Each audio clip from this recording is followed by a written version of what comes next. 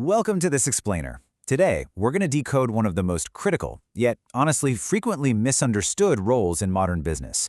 We are talking about the Product Marketing Manager, or the PMM. If you've ever wondered how highly complex, technical products actually find their way into the hands of eager customers, well, you're in exactly the right place. We're going to break down what this role actually does, why it's evolving so rapidly in 2026, and how it acts as the ultimate bridge between building a product and, actually selling it. All right, let's kick things off with a pretty tough question, one that literally keeps founders and executives up at night. Why do perfectly engineered, highly innovative products just crash and burn when they launch? Look, the barrier to entry for building software is lower than it's ever been, right? The market is completely saturated with Me Too solutions, and buyers are suffering from major feature fatigue. So the hard truth we have to face is that just having a great product is simply no longer enough to guarantee any kind of success. Robin Dhanwani hit the nail on the head when he said, your product might be fire, but without a PMM to tell the story, it's more like a spark in the dark. I mean, that brilliantly illustrates the core issue, doesn't it?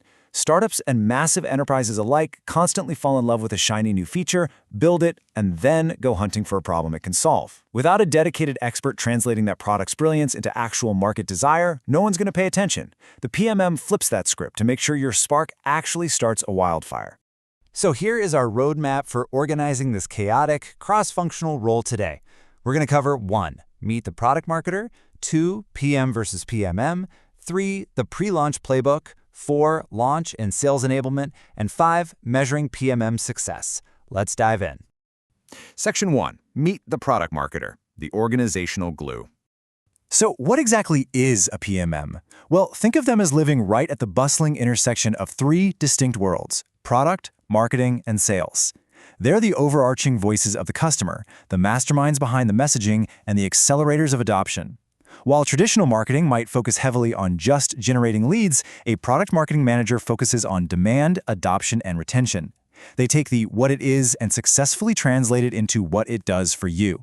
To balance all those different worlds, a PMM has to be armed with a seriously unique toolkit. They need deep customer empathy to truly understand a buyer's pain points. They absolutely need exceptional storytelling chops to craft narratives that actually resonate. And they need hard qualitative and quantitative analytical skills. Actually, scratch that. It's more like being a data detective. They have to read product usage data, run competitive intelligence, and know exactly when a market shift means it's time to change their positioning. It's all about influencing teams without having any formal authority over them.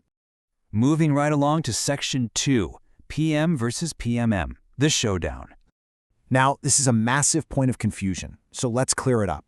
How does the PMM role build alongside but remain totally distinct from the product manager?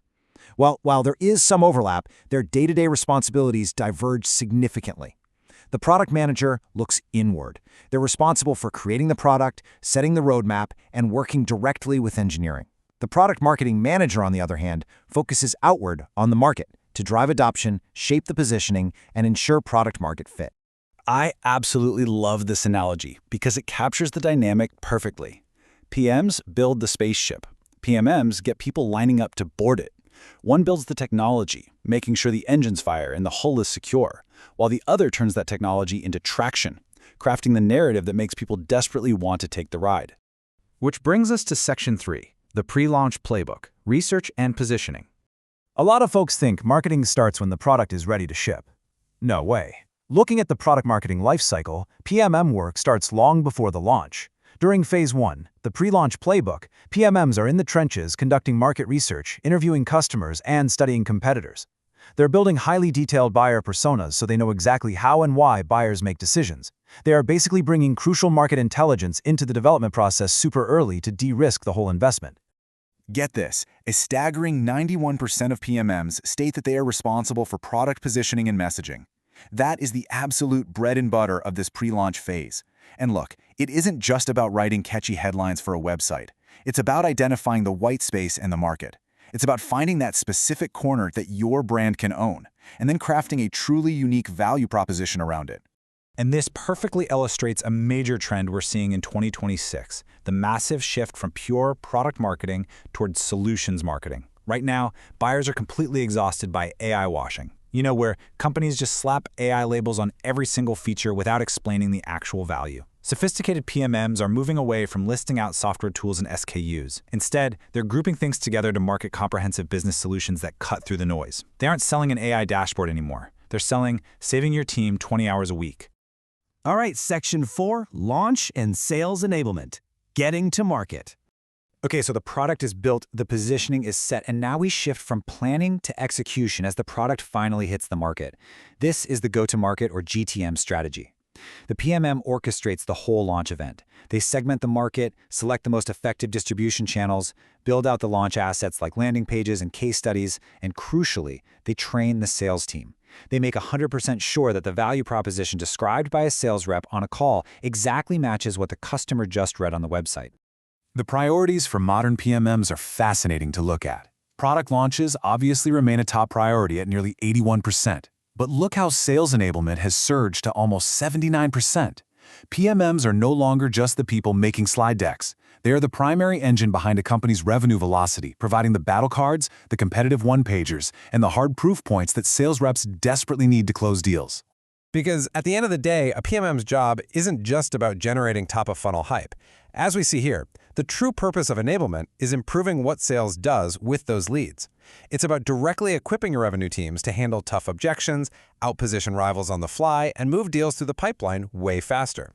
If sales reps are confidently using PMM-created materials, deal cycles shrink.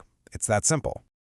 Finally, let's hit Section 5, Measuring PMM Success, Metrics that Matter. Because the PMM role is so highly cross-functional and fluid, proving ROI can be kind of tricky, right? You can't always just point to a single sale. But modern PMMs rely on these specific, tangible metrics. Tracking win/loss ratios against competitors proves if the messaging is actually working in the wild. Feature adoption rates prove users are finding real value after they sign up. And internal metrics, like sales confidence scores, prove that the sales team feels fully equipped to pitch the product. And here is the real secret sauce for a successful PMM: balancing lagging indicators with leading indicators. Think about it like this. Lagging indicators, like revenue and churn, are your rear-view mirror. They tell you what already happened.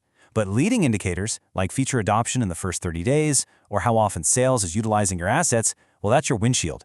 PMMs use these leading metrics to predict what's about to happen and proactively adjust their campaigns before the revenue is ever impacted.